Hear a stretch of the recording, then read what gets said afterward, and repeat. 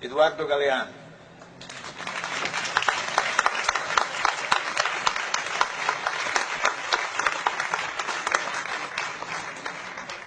Hola, buenas noches a todos. Ante todo, estoy moralmente obligado a contestar algunas viles calumnias de Gianni Minà. En primer lugar, Las Venas Abiertas no fue escrita hace 40 años, 30 y un poquito. Y en segundo lugar, eso de que yo soy irónico y sarcástico no corresponde a la realidad. Yo simplemente cuento las cosas que veo, las cosas que escucho. Por ejemplo, el otro día yo escuché a un cocinero que reunió a las aves, a las gallinas, a los gansos, a los pavos y a los faisanes y a los patos. Y yo escuché lo que el boco les decía, lo que el cocinero les decía. Me pareció interesante y quería contarles lo que escuché. El cocinero les preguntaba con qué salsa querían ser comidas. Una de las aves, creo que era una humilde gallina, dijo: nosotras no queremos ser comidas de ninguna manera. Y el cocinero aclaró: eso está fuera de la cuestión. Me pareció interesante esa reunión porque es una metáfora del mundo. El mundo está organizado de tal manera que tenemos el derecho de elegir la salsa con la que seremos comidos. Dicen que es un mundo democrático, pero yo me pregunto hasta qué punto es democrático un mundo donde la soberanía se ha convertido, la soberanía de los países se ha convertido en un objeto de museo.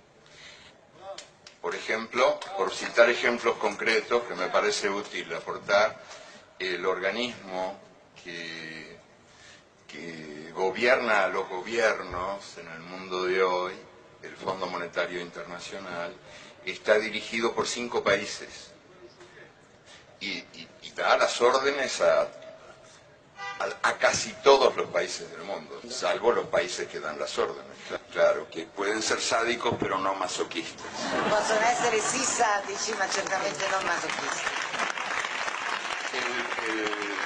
El Banco Mundial es más democrático y hay que reconocerlo y dejar constancia aquí de esa gran diferencia. El Fondo Monetario está dirigido por 5 países y el Banco Mundial por 8. Después tenemos la Organización Mundial de Comercio, en cuyos estatutos se establece que las decisiones se tomarán por voto democrático.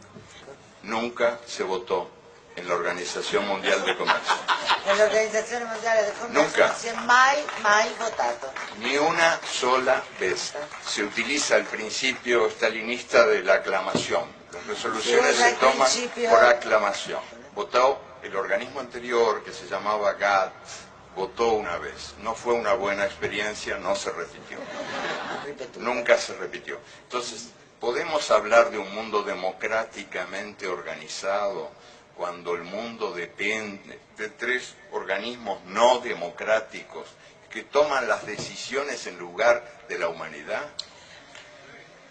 Podríamos también, si el tiempo diera, yo quiero ser breve, hablar del Consejo de Seguridad de las Naciones Unidas, que hoy por hoy parece que las guerras están bien cuando las Naciones Unidas las aprueban y están mal cuando no las aprueban. Pero ¿quién imparte questa benedizione? ¿Quién imparte questa benedizione? Las Naciones Unidas están formadas por una Asamblea General. Ahí estamos todos los países, todas las voces, incluso la de este señor que también quiere participar. Tutte le voci. Ma è simbólica. La Asamblea General es simbólica. Formula recomendaciones. No toma decisiones. Las decisiones las toma el Consejo de Seguridad. Y el Consejo de Seguridad está donde mandan los 5 países que tienen derecho de veto. El derecho de veto es el que de veras decide. Ellos velan por la paz mundial, pero son también los 5 principales fabricantes y vendedores de armas en el mundo. Tutelano.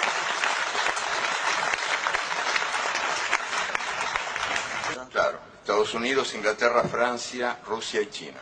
Los 5 principales fabricantes de armas en el mundo son los que tienen a su cargo nuestra paz. Así nos va. Claro, o sea, hacen el negocio de la guerra, pero venden la paz también. ¿Dónde? ¿Cómo? A través, sobre todo, de los grandes medios de comunicación, que reproduce el sistema de poder en el mundo y que toman examen de democracia a cada país. Son grandes medios de comunicación que confunden la libertad de expresión con la libertad de presión y que han sido definidos con mano maestra por algún anónimo que en un muro escribió: nos mean y los diarios dicen llueve. El caso más claro, más escandaloso de manipulación de la opinión pública mundial es hoy por hoy el caso de Venezuela. En el teatro, en el gran teatro del bien y del mal, hay una distribución de funciones entre los ángeles y los demonios. Y Hugo Chávez es uno de los principales demonios. Es un dictador desde el punto de vista de las fábricas de la opinión pública mundial. Hugo Chávez es un dictador, es un extraño dictador, sin embargo.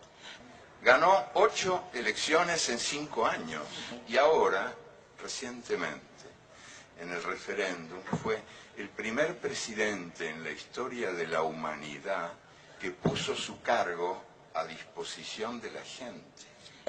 Y ganó 6-4, 60% contra 40%, en unas elecciones a las que yo asistí como observador. Y puedo dar testimonio de que fueron elecciones transparentes, donde por primera vez se logró evitar que votaran los muertos, que en Venezuela tenían la mala costumbre de votar, que es una mala habitude, una negativa habitude, ¿no? Y también se logró evitar que cada persona votara varias veces, por el mal de Parkinson, que mucha gente ponía muchas veces votos en las urnas, ¿no? La misma persona. Entonces Venezuela es un país extraño donde ocurre esto y al mismo tiempo uno asiste a las denuncias por la falta de libertad de expresión. Uno enciende la televisión y en la pantalla de la televisión hay un señor que dice: aquí no hay libertad de expresión.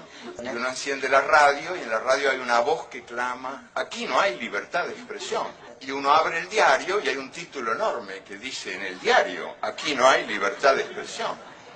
Hubo un solo medio de comunicación clausurado en Venezuela en los últimos 5 años, el Canal 8 de televisión. El Canal 8 de la televisión. Pero no fue clausurado por Chávez, sino por estos demócratas que tomaron el poder a través de un golpe de Estado durante 48 horas. Y en esas 48 horas cerraron todo. Cerraron la Asamblea General, anularon la Constitución. O sea, extraña dictadura y extraños demócratas, ¿no? Sí. Sí, yo creo que hay ahí un divorcio ejemplar. El divorcio entre la realidad real y la realidad virtual que los medios muestran como única realidad posible. ¿Y cuál es la explicación de eso? Muy sencillamente, les cuento que en Venezuela había 5 millones de personas sin derechos cívicos, porque no tenían documentos, y los hijos no podían ir a las escuelas porque no tenían partida de nacimiento. Eso es lo que Chávez está cambiando, porque en pleno paraíso petrolero, en lo que se llama la Venezuela saudí, había 1,5 millones de analfabetos, que ahora se están alfabetizando. Y esto explica la furia de los grandes medios llamados de comunicación que incomunican a la gente. Sí, de comunicación incomunicante. Y también explica el resultado de esta elección y de las elecciones anteriores, porque hay un pueblo que resume su actitud de perfecta manera a través de la frase que dijo un venezolano pobre que fue encuestado recientemente. Sí, que es más expresiva que cualquier discurso. Dijo, yo no quiero que Chávez se vaya porque no quiero volver a ser invisible.